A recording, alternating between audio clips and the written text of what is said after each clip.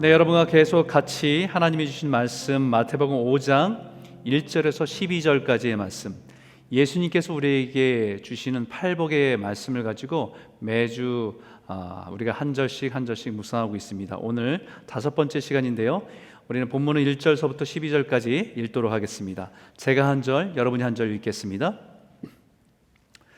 예수께서 무리를 보시고 산에 올라가 앉으시니 제자들이 나온지라. 입을 열어 가르쳐 이르시되 심령이 가난한 자는 복이 있나니 천국이 그들의 것임이요 애통하는 자는 복이 있나니 그들이 위로를 받을 것임이요 온유한 자는 복이 있나니 그들이 땅을 기업으로 받을 것임이요 의에 줄이고 목마른 자는 복이 있나니 그들이 배부를 것임이요 긍휼히 여기는 자는 복이 있나니 그들이 긍휼히 여김을 받을 것임이요 마음이 청결한 자는 복이 있나니 그들이 하나님을 볼 것이며 화평하게 하는 자는 복이 있나니 그들이 하나님의 아들이라 일컬음을 받을 것이며 의를 위하여 박해를 받는 자는 복이 있나니 천국이 그들의 것임이라. 나로 말미암아 너희를 욕하고 박해하고 거짓으로 너희를 거슬러 모든 악한 말을 할 때에는 너희에게 복이 있나니 기뻐하고 즐거워하라. 하늘에서 너희의 상이 큼이라. 너희 전에 있던 선자들도 이같이 박해하였느니라. 아멘. 여러분, 우리가 한 주 한 주 예수님께서 가르쳐 주시는 팔복의 메시지를 가지고 우리가 묵상하고 있습니다.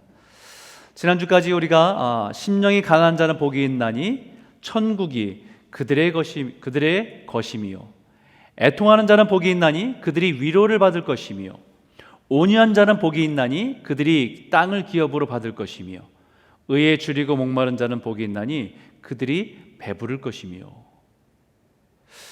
이렇게 네 가지 복들을 먼저 살펴보았는데 우리가 느끼는 것은 우리가 생각하는 일반적인 복과 예수님이 말씀하시는 복이 좀 거리가 있다는 생각을 하게 됩니다. 예수님 말씀하시는 이 복이 추상적이기도 하고 또 현실적으로는 좀 애매하다는 생각도 들기도 합니다. 우리는 뭔가 이렇게 손에 만져져야 되고 우리 뭔가 이렇게 배에 뭔가 채워져야 되는데 예수님이 말씀하신 복은 우리가 기대한 것과는 좀 사뭇 다릅니다. 그리고 이제부터 나누게 될 나머지 네 가지 복도 비슷한 분위기입니다. 심령이 가난한 자, 긍휼히 여기는 자는 복이 있나니 그들이 긍휼히 여김을 받을 것이며 마음이 청결한 자는 복이 있나니 그들이 하나님을 볼 것이며 화평하게 하는 자는 복이 있나니 그들이 하나님의 아들이라 일컬음을 받을 것이며 의를 위하여 박해를 받는 자는 복이 있나니 천국이 그들의 것임이라. 이렇게 말씀합니다. 여러분, 여기에 가만히 8가지를 묵상하면 예수님께서 말씀하신 복은 딱 한 가지라는 것을 깨닫게 됩니다. 8가지를 가지고 나열해서 예수님께서 우리에게 팔복이라고 가르쳐 주지만 가만 자세히 살펴보면요, 한 가지예요. 그게 뭔지 아십니까? 그 팔복의 중심에 있는 복 한 가지는요, 바로 하나님입니다. 지금까지 먼저 살펴봤던 4가지 복은 하나님을 향한 인간의 복입니다. 하나님을 향한 인간의 모습입니다. 죄인인 우리가 하나님 앞에 어떻게 서야 하는지에 대한 말씀입니다. 철저히 우리의 심령이 하나님 없이는 안 되는 파산 상태임을 인정하는 것이 복이라는 거예요. 하나님 없이는 살 수 없는 존재라는 것을 깨닫는 것이 복이라는 것입니다. 또한 우리가 소중히 여기던, 가장 소중히 여기던, 가장 사랑하는 것, 그것을 잃어버렸을 때에 고통스럽고 애통한 심령이지만 그 애통한 심령이 하나님의 위로를 얻을 수 있기 때문에 그 또한 복이라는 거예요. 세상의 욕심과 욕망이 아닌 하나님 앞에서 순복하고 그분의 통치와 그분의 다스림 가운데 우리의 삶을 내어드려서 그분이 우리의 삶을 다스려 가도록, 우리를 통치하시도록 내 삶을 그분께 내어드린 온유한 심령, 그것이 복이라는 거예요. 결국 자신에게 필요한 것이 세상의 물질적인 것이 아니라 하나님의 의요, 그 의에 대한 목마름과 배고픔을 가지고 하나님께 호소하고 하나님께 의지하고 나아가는 자, 그 사람이 복이 있다는 것입니다. 하나님을 향한 죄인의 태도예요. 그렇다면 오늘부터 나누게 될 5번째부터 8번째의 그 복은 그 하나님을 찾아서 하나님께 나아갔던 사람이 하나님의 의를 입어 이제 그리스도의 형상을 닮아 새롭게 변화되어가는 복이라고 할 수 있습니다. 다시 말하면 예수님께서 산상순을 통해서 우리에게 말씀하신 팔복은 하나님과의 관계가 회복되는 복이고, 또 그 복을 누린 사람인 이 땅에 살아가면서 다른 사람과의 관계 속에서 누려야 할 복을 두 가지를 가지고 우리에게 말씀하고 있다는 거예요. 하나님의 관계가 회복되는 복, 그리고 세상에서 이웃과 회복되어야 될 복을 우리에게 말해주고 있다는 것입니다. 십자가죠. 그죠? 하나님과의 관계, 올바른 관계를 회복하는 복이고, 뿐만 아니라 수평적으로는 우리가 하나님의 형상으로 세상과의 관계를 맺으며 사람과의 관계를 맺어가서 누려야 할, 또 우리가 복의 통로가 되어야 될 복이 무엇인지를 설명하고 있다는 것입니다. 여러분, 이것은 창세기에 믿음의 조상인 아브라함을 하나님의 복으로 불렀던 모습과 동일합니다.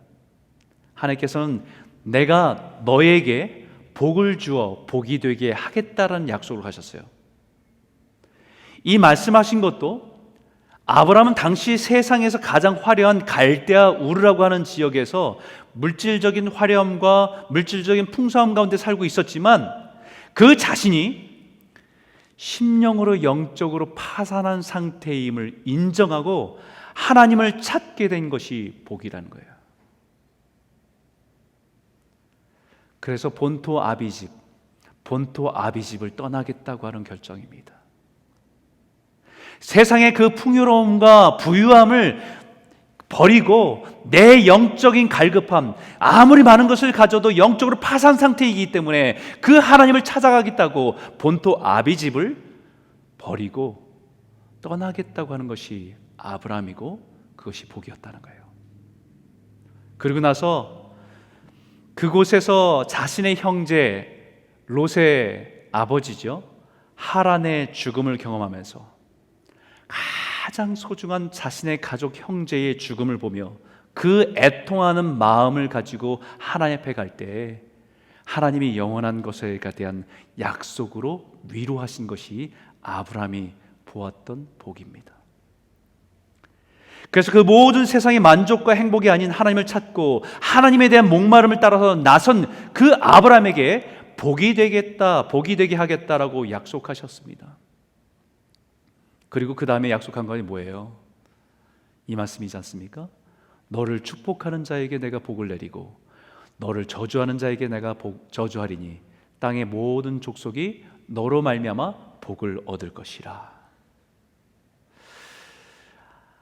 아브라함, 너를 내가 복되게 하겠다. 그리고 이제 네가 축복의 통로가 되어서 살아가도록 하겠다는 약속 아닙니까? 이것이 그리스도인이 누리는 복이에요.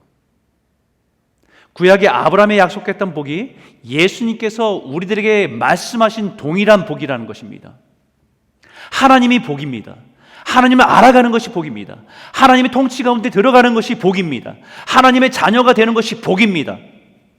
그리고 나서 우리가 하나님의 자녀로 세상의 축복의 통로로 살아가는 것이 복입니다. 요즘 한국에서는요, 유행하는 말이 있는데 혹시 들어보셨습니까? 인플루언서. 이 영어에는 있는지는 모르겠어요. 이게 아마 두 단어가 합성된 것 같아요. 인플루언스라고 하는 영향이라고 하는 단어하고 사람을 지칭하는 말하고 합쳐진 겁니다. 아마 타인에게 영향을 미치는 개인이라는 뜻을 가지고 있습니다. 그래서 요즘에 인스타그램이나 아니면 유튜브나 페이스북을 통해서 사람들에게 영향을 미치고 있는 사람들을 향해서 인플루언서다 이렇게 얘기합니다. 그 사람이 쓰고 있는 물건이나 그 사람이 추구하는 어떤 것들이 사람들에게 영향을 미쳐서 사람들이 그것을 따르고 그것을 좋아하게 하고 그것을 추종하게 하는 것을 영향을 미치고 있다고 해서 인플루언서라는 말입니다. 그런 의미에서 오늘 우리가 여러분과 같이 나누고 싶은 네 가지 복은 하나님의 관계가 회복된 사람으로 이 땅에 하나님의 자녀로서 살아가면서 영적인 인플루언서 살아가는 복이 무엇인지를 말씀하고 있다는 것입니다.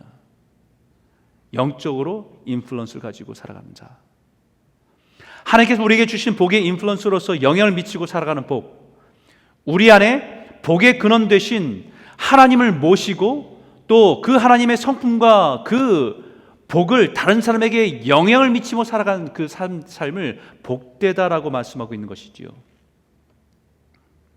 오늘 이 말씀을 나머지 네 가지의 복을 여러분과 한 주 한 주 말씀을 깊이 묵상하면서 저와 여러분 가운데 우리의 삶에 하나님의 복되심을 저와 여러분의 삶을 통해서 세상의 축복의 통로로 그 영향력을 가지고 살아가는 저와 여러분 모두가 되시기를 주의 이름으로 축원합니다.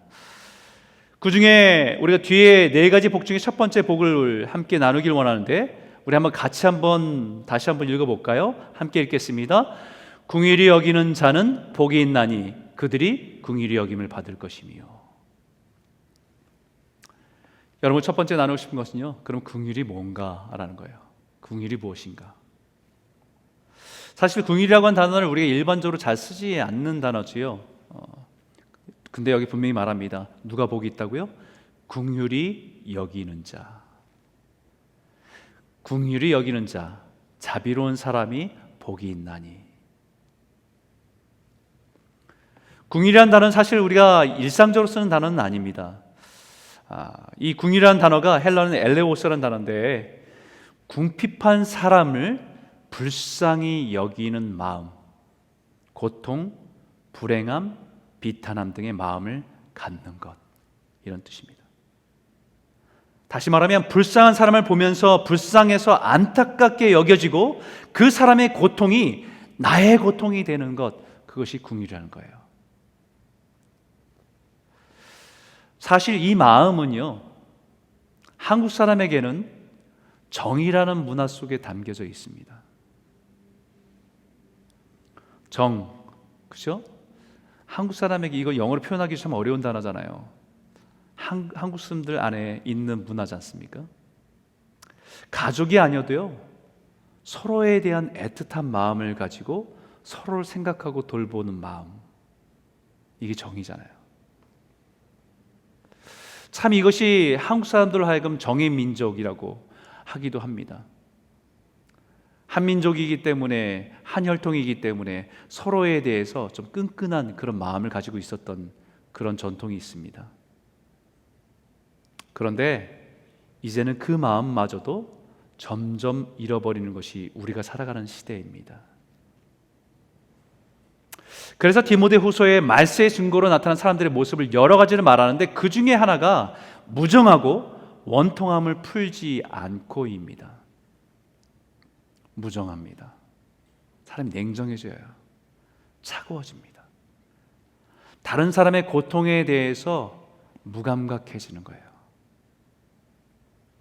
그런데 이 긍휼은 단지 가난하고 불쌍해서 그런 마음이 여겨져서 마음에 동정이 생겨서 주머니에 있는 동전을 꺼내서 깡통에 던져주는 값싼 동정심이 아닙니다. 상대방의 처지를 깊이 이해하고 그들의 입장에서 슬픔을 느끼는 감정입니다. 더 나아가 한 걸음 더 나아가서는 상대방에게 공감할 뿐만 아니라 상대방의 그 어려움을 돕기 위해서 내가 실제적인 행동을 하는 것까지가 긍휼입니다. 안 됐어, 참 안 됐어, 이런 마음의 공감을 형성하는 것까지가 아니라 그들의 그 형편을 돕기 위해서 내가 행동으로 거기에 나타내는 모습까지가 긍휼이란다네요. 이 긍휼이라는 단어가 참 재밌는 게 히브리어에는 라햄이라는 단어를 씁니다. 근데 이 궁이라고 표현하기도 하지만 동일하게 뭐라고 표현하냐면 자궁, 여성들의 자궁 혹은 창자라는 의미까지 사용돼요. 그래서 이것을 궁휼이라는 단어를 어떤 분은 이렇게 얘기합니다. 누군가의 아픔을 보면서 우리가 아프면, 너무 아프면 애절하다고 하잖아요. 애절을, 우리 창자가 끊어지는 아픔을 애절이라고 표현하는데, 그만큼 다른 사람의 고통을 보면서 내가 애절하게 내 창자가 꼬이고 아플 정도로 그 고통을 느끼는 것이라고 표현합니다. 더 나아가서는 이 자궁이라고 표현했던 이 단어의 의미를 연결해서 마치 궁율은 태 속에 있는 불완전한 상태에 있는 그 아기를 그 어머니가 그가 온전해질 때까지 그 태중에 그를 보호하고 그를 지키고 있는 상태, 그것이 궁율이다.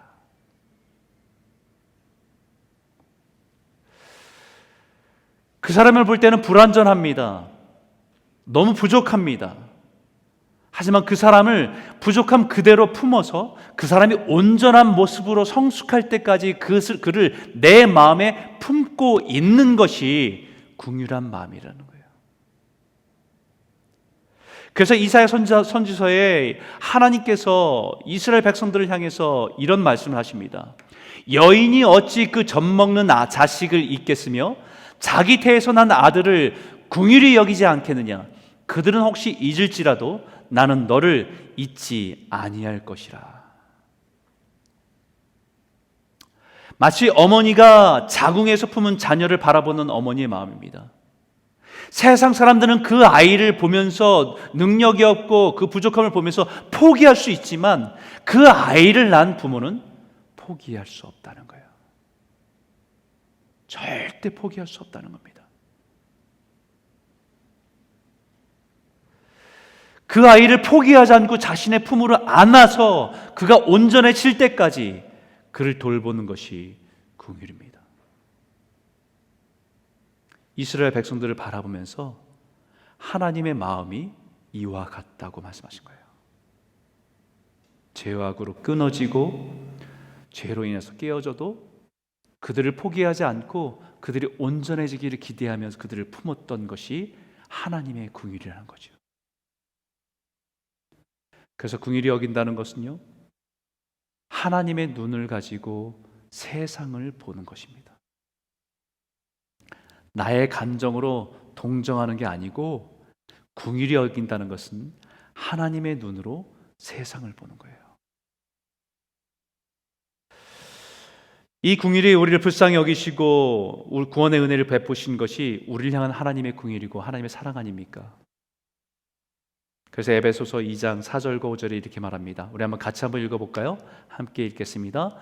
궁휼이 풍성하신 하나님이 우리를 사랑하신 그 큰 사랑으로 인하여 허물로 죽은 우리를 그리스도와 함께 살리셨고 너희는 은혜로 구원을 받은 것이라.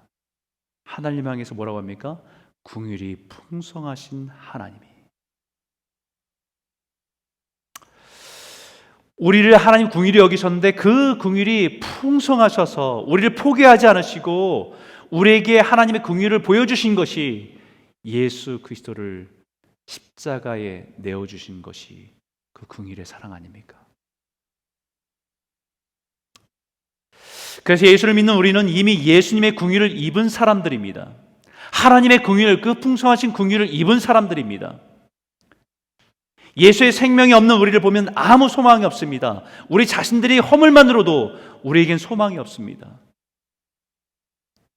그런데 그런 우리를 보시고 불쌍히 여기셔서 그 마음으로 어머니와 같이 장애가 있고 연약한 자녀를 포기하지 않고 그 품에 안으신 것처럼 우리를 향해서 궁휼을 베푸신 것이 예수 그리스도의 사랑입니다.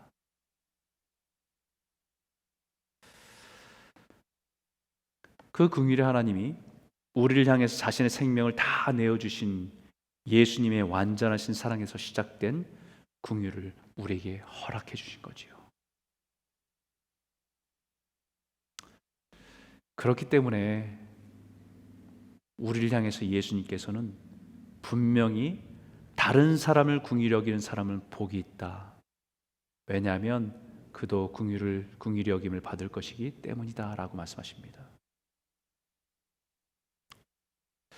이 말을 오해하면 마치 조건절처럼 남들을 궁일이 여길 때 결국 궁일이 여김을 받게 될 것이다 라고 생각할 수 있습니다.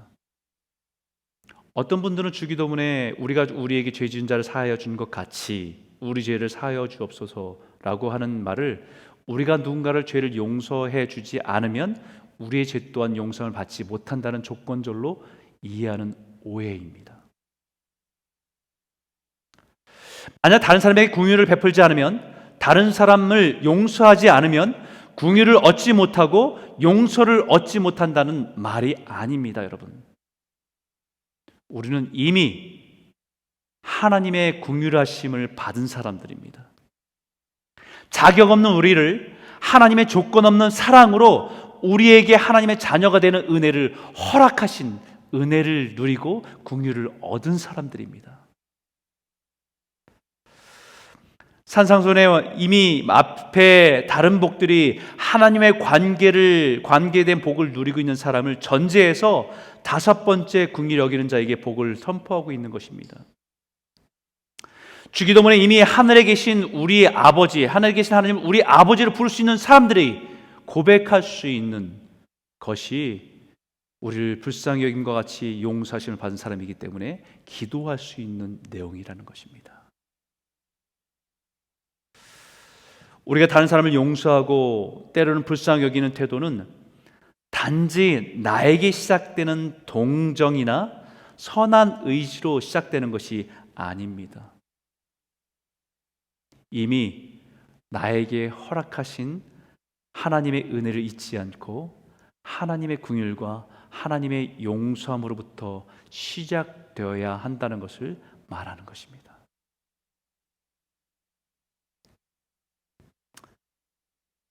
그래서 예수님께서 비유로 말씀하신 것 중에서 마태복음 18장에 제자들에게 용서와 긍휼에 대해서 가르친 비유가 있습니다.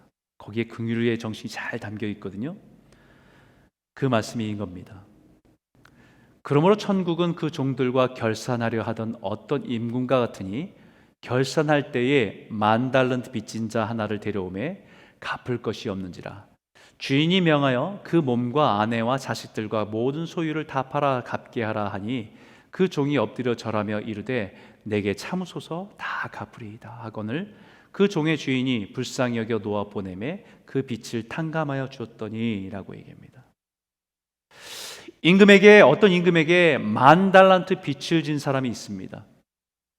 여러분, 우리가 5달란트, 달란트 비유 아시잖아요. 1달란트, 2달란트, 5달란트. 이 1달란트도 엄청난 돈이라는 걸 우리가 한번 계산해 보았습니다. 5달란트도 아니고요, 10,000달란트입니다. 엄청난 돈의 가치지요. 보통 한 데나리온은 한 사람의 하루 품삯에 해당되는 돈입니다. 그러면 한 달란트는 약 6천 데나리온의 가치를 가지고 있는 거예요. 그러니까 한 달란트라고 해도 한 사람이 1년에 300일이 일한다고 할 때 20년간 아무것도 쓰지 않고 아무것도 먹지 않고 숨만 쉬며 일을 해서 모은 돈이 한 달란트입니다. 20년 동안에. 그러면 한 달란트가 아니라 1만 달란트면 얼마겠어요? 20만 년 동안에 모아야 되는 엄청난 돈이에요. 그 금액을 상상을 초월한 금액입니다. 현대 지금 가치로 환산하면 한 사람의 품삯을 하루 일당을 100불이라고 할 때 1만 달란트는 60억 불, 6조 원에 해당되는 돈입니다. 예수님께서는 이 비유를 통해서 무엇을 말씀하시고자 하는 거냐면, 이렇게 황당한 금액까지 제시하면서 하시고자 하는 말은 그 사람이 절대로 감당할 수 없는 것을 임금이 불쌍히 여겨서, 긍휼히 여겨서 그 빚을 다 탕감해 주었다는 것을 강조하기 위함이에요. 이것은 예수를 믿는 우리들에게, 하나님을 주라고 고백하는 우리들에게 말하는 비유입니다. 죄로 소망 없는 우리의 죄값을 치를 수 없는 존재인 우리를 긍휼히 여기셔서 우리가 스스로 갚을 수 없고 소망이 없는 우리들에게 하나님은 불쌍히 여기셔서, 긍휼히 여기셔서 그 빛을 예수의 십자가에 죽음으로 빚을 다 갚으셨다는 거예요. 우리가 그 빚을 탕감받고 그 용서함과 긍휼을 받은 자임을 강조하고 있는 겁니다. 근데 그 주인의 긍휼의 은혜를 입은 사람이 밖으로 나가게 됩니다. 그 종이 나가서 자기에게 100데나리온 빚진 동료 한 사람을 만나 붙들어 목을 잡고 이르되 빚을 갚으라 하매 그 동료가 엎드려 간구하여 이르되 나에게 참아 주소서 갚으리이다 하되 허락하지 아니하고 이에 가서 그가 빚을 갚도록 옥에 가두거늘 그 동료들이 그것을 보고 몹시 딱하게 여겨 주인에게 가서 그 일을 다 알리니. 여러분, 이 엄청난 돈을 탕감받은 자가 집을 가다가 자신에게 100데나리온 빚진 사람을 만나니까 멱살을 적극 흔듭니다. 돈 갚으라고. 그 100데나리온 빚진 사람이 좀 참아달라고, 조금만 기다려달라고, 조금만 시간을 달라고 부탁을 해도 결국 이 사람은 그 빚진 사람을 자신의 집에 옥에 가둬버립니다. 아무리 생각해도 어처구니 없는 일이죠. 근데 이것이 우리가 다른 사람에게 행하고 있는 일일 수 있다는 것을 말하고 있는 거예요. 우리 삶이 이런저런 이유로 상처를 주거나 아픔을 준 사람들이 있습니다. 때로는 억울한 일도 있고요. 때로는 고통스러운 일도 있습니다. 그럼에도 불구하고 그들을 불쌍히 여기고 긍휼을 베풀어야 하는 이유는 우리가 먼저 하나님께 긍휼을 받은 자이기 때문입니다. 100데나리온이 결코 작은 돈은 아닐 겁니다. 한 일꾼이 3달을 넘도록 100일 동안에 열심히 일해서 벌어야 되는 돈이라고 한다면 결코 작은 돈은 아닐 거예요. 이 말은 다른 사람이 나에게 상처를 준 것들, 아픔이 준 것이 결코 작은 것은 아니지만 탕감해주기 어려운 금액일 수 있지만, 그러나 그 임금이 나에게 불쌍히 여기셔서 긍휼히 여기셔서 우리를 향해서 긍휼을 베푸신 그 은혜를 안다면 우리도 긍휼을 베풀 수 있는 자리에 설 수 있다는 것을 말하고 있는 겁니다. 그래서 이렇게 말하죠. 이에 주인이 그를 불러다가 말하되 악한 종아, 내가 빌기에 내가 내 빚을 전부 탕감하여 주었거늘 내가 너를 불쌍히 여긴 것 같이 너도 내 동료를 불쌍히 여김이 마땅하지 아니하냐고. 주인이 노하여 그 빚을 다 갚도록 그를 옥졸들에게 넘기니라. 너희가 각각 마음으로부터 형제를 용서하지 아니하면 나의 하늘 아버지께서도 너희에게 이와 같이 하시리라. 우리 이 땅에 살아가는 동안에 여러 가지 이유로 상처를 주고받고 아픔을 주고 할 수 있지만 그 사람을 용서하지 않아서 여러분의 자신의 마음의 감옥에 그 사람을 가두지 마십시오. 긍휼은요, 먼저 나를 바라보신 하나님의 눈으로 상대방을 바라보는 것입니다. 하나님의 눈으로 그 사람을 바라보면서 하나님께서 불쌍히 여기시는 그 마음을 갖는 것이 긍휼입니다. 다른 사람에게서 긍휼을 베푸는 자는 하나님의 긍휼을 얻는 복을 누리게 될 것이라는 것, 그것이 복이라고 예수님께 선포하는 거예요. 여기 이렇게 말하죠. 내가 너를 불쌍히 여김과 같이 너도 내 동료를 불쌍히 여김이 마땅하지 아니하냐. 그럼 여기에 내 동료를 다른 단어를 바꿔보세요. 내 형제를, 내 부모를, 내 자녀를, 내 남편을, 내 아내를.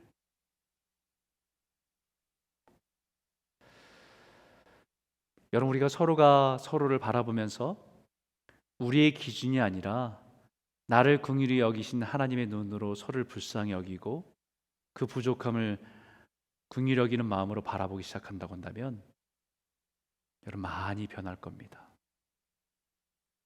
많이 변할 겁니다. 가정에서도 이 긍휼의 은혜가 흘러가야 됩니다. 부모가 자녀를 보면서 이 긍휼의 은혜가 흘러가야 돼요. 자녀가 부모의 부족함을 보면서도 이 긍휼의 마음이 흘러가야 됩니다. 아내가 남편을 보면서, 남편이 아내를 보면서 이 긍휼한 마음이 흘러가는 가정은요, 행복합니다. 이 긍휼한 마음이 아유 저 인간 불쌍하다 이렇게 이것이 긍휼한 마음이 아니고 하나님의 눈으로 서로를 바라보는 거예요. 부족함이 없는 사람이 어디 있고 연약함이 없는 사람이 어디 있습니까? 그러나 그 연약함 자체도 하나님의 품으로 어머니와 같이 온전해지길 바라면서 그 사람을 품고 있는 것이 긍휼이기 때문입니다. 저와 여러분의 가정 안에 이 긍휼의 은혜로 말미암아 여러분의 가정과 교회와 모든 지역이 하나님의 복이, 행복이 가득한 그런 가정들로, 그런 곳으로 회복되기를 주의 이름으로 축원합니다. 세 번째는요, 긍휼은 세상을 아름답게 하고 복되게 하는 힘입니다. 우리 한번 다시 한번 읽어볼까요? 한번 큰 목소리로 한번 읽겠습니다. 시작. 긍휼히 여기는 자는 복이 있나니 그들이 긍휼히 여김을 받을 것이며. 예전에 제가 읽었던 책 중에서 한국에서 부모가 없는 아이들을 돌보고 입양하는 홀트 아동복지 병원이 설립된 이야기를 읽은 적이 있습니다. 한국이 이제 6.25가 70년 기념일이 엊그저께였습니다. 전쟁을 겪으면서 많은 고아들이 있었고요. 또 가난의 시간을 지나면서 많은 고아들, 부모가 없는 아이들이 굉장히 많았습니다. 그때 이 홀트 아동복지에서는 그 아이들을 케어하면서 또 입양하는 가족들을 찾아주는 일들을 했었어요. 근데 그 이야기 여러 가지 에피소드 중에서 지금도 제 마음에 이렇게 감동이 된 이야기가 하나 있는데, 어느 날 젊은 부부가 갓난 아이를 가지고 막 달려와서 그 원장인 그분에게 그 아이를 좀 진찰해 달라고 한 겁니다. 뭔가 이상하니까. 그래서 진찰을 해보니까 이 아이가 여러 가지 반응을 하는데 굉장히 느린 거예요. 뭐 무릎도 이렇게 때려보고 여러 가지 반응을 했는데 느린 겁니다. 손과 팔을 이렇게 잡아서 들어보니까 좀 축 늘어지는 거예요. 이 의사는, 이 원장님은 이것을 의사니까 보면서 깨달은 겁니다. 아, 얘가 장애가 있구나. 그 이야기를 들어보니까 그 젊은 부부가 이 홀트 아동복지에서 아이를 입양한 것이 아니라 다른 입양 기관에서 아이를 얼마 전에 입양한 아이라는 것을 듣게 되었어요. 그러니까 이 원장님이 그 부부에게 이렇게 조언합니다. 아이에게 신체적인 장애뿐만 아니라 지적인 장애도 있는 것 같은데 그러면 키우기가 너무 어려워요. 입양한 지 얼마 되지 않았다고 하니까 그 입양 기관에 연락해서 다른 아이로 바꿀 수 있는지 알아보는 게 어떠냐고 물었습니다. 그렇게 말하는 이유는 장애 아를 입양한 경우에 그 아이를 양육하는 그 부모들이 평생에 엄청난 짐을 가지고 고통스럽기 때문입니다. 그것을 너무 잘 알기 때문이에요. 모르고 입양을 했다가 나중에 장애 아이인 것을 뒤늦게 깨달을 때는 그 양부모, 친부모들이 고통스러운데 양부모가 그것을 어떻게 감당하겠는가, 그 충격과 고통이 너무 크기 때문에 이 원장님은 그렇게 제안을 한 겁니다. 근데 그 부부의 반응이 좀 예상 밖이었어요. 애가 무슨 물건도 아니고 어떻게 바꿉니까? 내가 낳은 자식이면 장애가 있다고 다른 애를 바꿔달라고 할 수 있습니까? 오히려 원장님에게 얼굴을 붉히면서 이렇게 얘기하고는 그 부부가 그 아이를 데려갔어요. 몇 년이 지났습니다. 이 원장님이 그 부부를 만났을 때 그 여자아이가 3학년이 된 거예요. 초등학교 3학년이 돼서 무척 똘똘하고 씩씩하게 자라있다는 모습을 보고 듣게 되었습니다.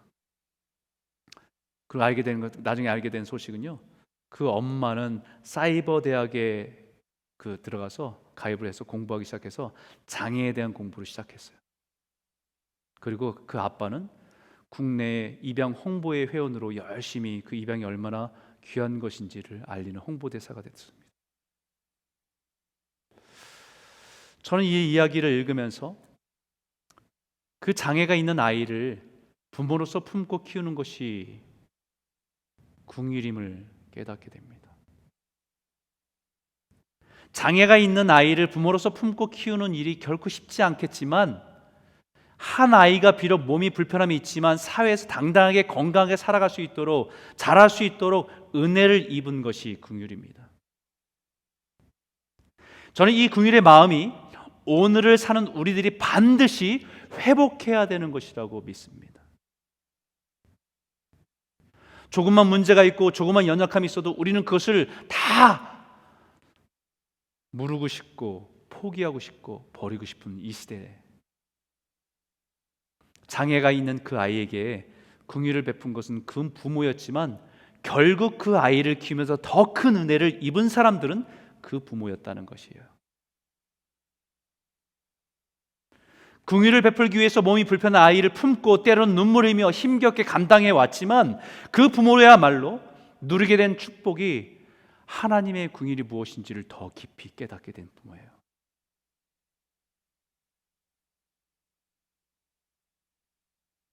우리가 예수님 때문에, 예수님 사랑 때문에 긍휼을 베풀기 시작했는데 그 과정에서 느끼는 것은요,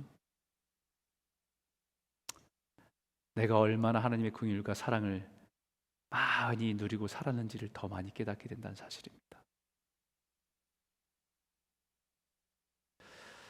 긍휼의 시작도 하나님의 사랑에서 시작된 것이지만 결국 긍휼히 여기는 과정을 통해서 나를 향한 크신 하나님의 긍휼을 더 깊이 누리게 되는 축복을 누리게 되는 것입니다. 이 긍휼의 축복이 저와 여러분의 삶에 가득 넘치기를 주의 이름으로 축원합니다. 코로나로 인해서 우리의 마음이 밖으로보다는 우리 자신으로 이렇게 좁혀지는 것을 느끼게 돼요. 다른 사람보다는 내 안전에 더 많이 집중하는 것을 느끼게 됩니다. 그러다 보니까 세상에서 정말 긍휼히 여김을 받아야 될 도움이 필요한 사람들에 대해서 우리가 외면하고 있는 우리들의 모습을 발견하게 돼요. 가정에서 남편과 아내, 부모와 자녀 사이에 서로에 대한 연약함을 불쌍히 여기며 서로의 온전함을 위해서 자기의 가슴을 품는 것, 우리의 가슴을 품는 것이 긍휼인 것처럼 세상을 향해서도 하나님의 마음을 가지고 바라보면요, 하나님의 긍휼히 여기는 것이 너무 많다는 것을 깨닫게 됩니다. 아까 우리 김도영 선교사님을 통해서 우리가 그 사역을 보았지 않습니까? 코로나로 인해서 우리가 사람들을 경계하고 있는 동안에도 여전히 난민으로 온 그 사람들에게 긍휼의 손길이 필요하고 있다는 사실, 우리가 잊고 살았는지 몰라요. 다시 한번 우리가 이 긍휼의 마음을 회복하고 가까이 있는 가족들에게, 또 친구들에게, 동료들에게, 더 나아가서는 세상 곳곳을 향해서 하나님의 긍휼의 은혜가 흘러가는 축복의 통로로 살아가는 저와 여러분 모두가 되시기를 주의 이름으로 축원합니다.